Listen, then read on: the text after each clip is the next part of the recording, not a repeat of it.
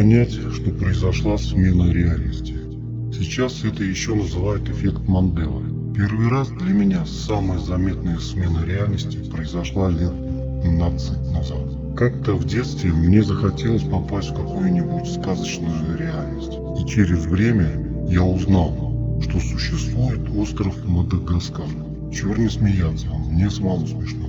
И что на нем есть насекомые и животные, несуществующие больше нигде в мире.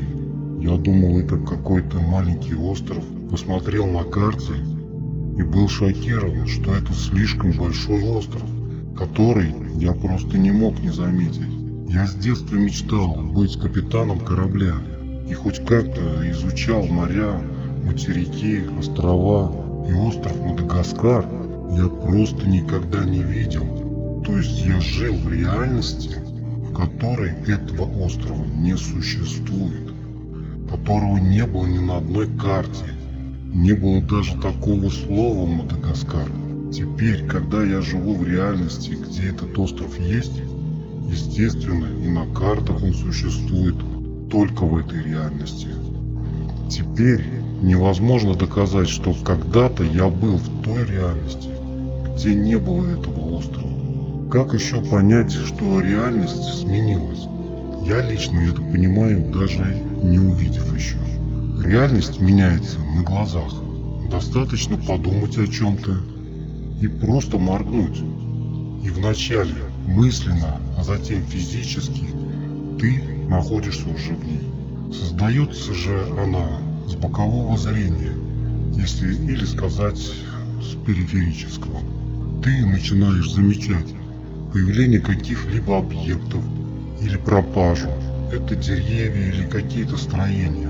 Но самое интересное, когда ты видишь одного и того же человека, и он не помнит тех событий, которые произошли с вами обоими. К примеру, мой брат сделал предложение девушке, но она ему отказала. Через полгода они встречаются, она у него спрашивает, почему мы перестали встречаться. Он ей говорит, я же делал тебе предложение, ты мне отказала. Она говорит, когда? Я не помню такого. Он был в шоке. Говорит, как это можно такое не помнить? Я что, в какой-то компьютерной игре? Ты вообще настоящая? Даже хотелось ее потрогать. Как-то мы ходили в храм Солнца в Крыму. Только я подумал, как хорошо здесь везде стоят шлагбаумы, что машины не мешают местным диким животным. И подумал, интересно, а здесь есть животные?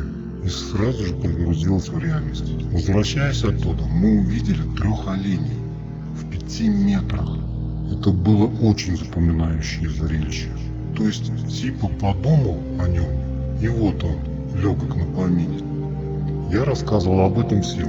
Прошло 3 года. Мы проходили там же, в храме Солнца. Я говорю, помнишь, мы видели здесь оленей? Но услышал, нет. Я помню, что только ты мне об этом рассказывал. Я смотрю и говорю. После такого люди считают, что они те же самые, которые были 3 года назад. Мы засмеялись. Вот так меняется не только реальность, но даже те люди, которых ты знаешь всю жизнь. Это уже не те люди, которых ты знал 3 года. Живой пример с президентом, которого как подменили. Люди даже начали говорить, что царь не настоящий. На самом деле, просто сменилась реальность. Многомировая интерпретация демонстрирует, что это не теория, а что ни на есть самая настоящая закономерность, когда Вселенная расщепляется на разные Вселенные. И не стоит в этом сомневаться. Возможно ли вернуться в прошедшую реальность? Нет. Возможно только создать новую. Также невозможно выйти из реальности. Возможно только войти в новую. Как говорится, если какая-то песня на язык села, и ты целый день не можешь от нее избавиться, то надо просто запеть новую песню.